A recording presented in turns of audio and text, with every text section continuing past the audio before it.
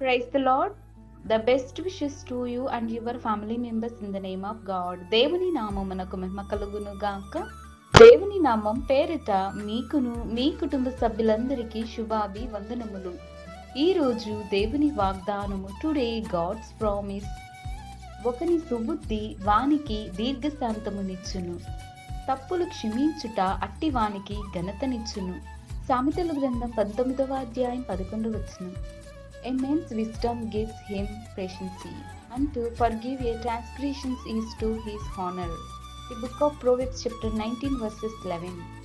క్రీస్తునందు ప్రియా సహోదరి సహోదరులారా, ఈ శ్రేష్టమైన ఉదయకాల సమయంలోనూ ప్రభుని యేసుక్రీస్తు వారు మనందరితో తెలియజేస్తున్న వాగ్దానం ఏమిటి అంటే, ఒకని సుబుద్ధి వానికి దీర్ఘశాంతమునిచ్చును, తప్పులు క్షమించుట అట్టి వానికి ఘనతనిచ్చును అని దేవుడు నీతోనూ నాతోనూ మనందరితోనూ తెలియచేస్తున్నాడండి.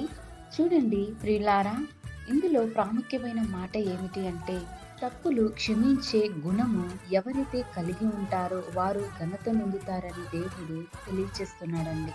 చూడండి, ఆనాడు యోసేపు జీవితంలో కూడా ఎన్నో అవమానాలు, నిందలు, సొంత అన్నదమ్ములే అతనిని కొట్టి గుంటలో పడవేసినా కూడా యోసేపు మాత్రం వారి మీద కోపగించుకోవడం కానీ వారిని దూషించడం వంటివి చేయలేదండి. ఎందుకంటే తాను సుబుద్ధి కలిగి, జ్ఞానమును కలిగి, తన అన్నదమ్ముల మీద ప్రేమ, జాలి ఇవన్నీ కలిగి ఉన్నాడండి. క్షమించే గుణాన్ని కలిగి ఉన్నాడు యోసేపు. మరి యోసేపు ఐగుప్తు దేశమునకు ప్రధానమంత్రిగా నియమించినప్పుడు తన అన్నలను చూసినప్పుడు ఎంతగానో ఆనందించాడు, సంతోషించాడు, ప్రేమను కలిగి ఉన్నాడు, మంచి సుబుద్ధిని కలిగి అన్నలు చేసిన తప్పులను క్షమించి తాను ఘనత ముందుకున్నాడండి. చూడండి ప్రియులారా, ఈనాడు మన జీవితాలలోనూ మన కుటుంబాలలోనూ మనం ఒకరి పట్ల ఒకరి సమాధానం కానీ, ఐక్యత కానీ, మంచి జ్ఞానమును కలిగి కానీ ఇతరులు చేసిన తప్పులను క్షమించే గుణము మనం కూడా కలిగి ఉంటున్నామా లేదా? మనము ఒకరి పట్ల ఒకరు వినయం కలిగి ఉండాలి.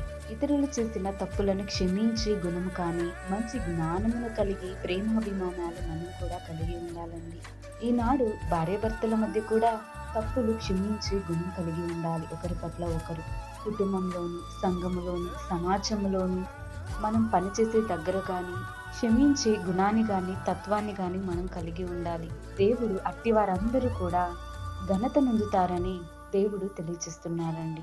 వారికి దీర్ఘశాంతము, దయాళుత్వము, మంచితనము, క్షమించే గుణం ఇవన్నీ కలిగి ఉంటారు. అటువంటి లక్షణాలన్నీ మనం కూడా కలిగి ఉండాలంటే మనము మన మీద ఇతరులు ఏమైనా దూషణలు కానీ అపనిందలు వేసినప్పుడు వారిని క్షమించే గుణం కలిగి ఉండాలి. ప్రేమతోనూ సాత్వికమును కలిగి మాట్లాడే లక్షణం ప్రతి ఒక్కరూను మనం కూడా కలిగి ఉండే కృప దేవుడు మనందరికీ ఈ శ్రేష్టమైన ఉదయకాల సమయంలో దేవుడు మనందరికీ దయచేయును గాక. ప్రార్థన. ప్రేమ కలిగిన దేవా, దయగల తండ్రి, నీకు వందనములు, స్తోత్రములు ప్రభువా. ఈ ఉదయకాల సమయంలో ప్రభువా మాతో మాట్లాడారు దేవా. ఈ వాగ్దానం ద్వారా ప్రభువా, ఎవరైతే మంచి సుబుద్ధిని కలిగి దీర్ఘశాంతమును కలిగి ఉంటారో, తప్పులు క్షమించే గుణాన్ని గాని ఎవరైతే కలిగి ఉంటారో వారు ఘనత నొందుతారని మాతో మాట్లాడారు ప్రభువా. అటువంటి జీవితం మాకు కూడా ప్రసాదించండి. మాకు కూడా మంచి జ్ఞానమును, బుద్ధిని, వివేకముతో పాటు క్షమించే గుణము, తత్వము మాకు కూడా దయచేయండి. మా హృదయాలను మేము సరిచేసుకొని ఇతరుల పట్ల మేము కూడా ఏమైనా తప్పులు కానీ, నిందలు కానీ ఎన్నో మేము కూడా చేసినట్లయితే దయచేసి క్షమించండి. మేము వారిని కూడా క్షమించే గుణం మాకును అనుగ్రహించమని కోరుతున్నాం ప్రభువా.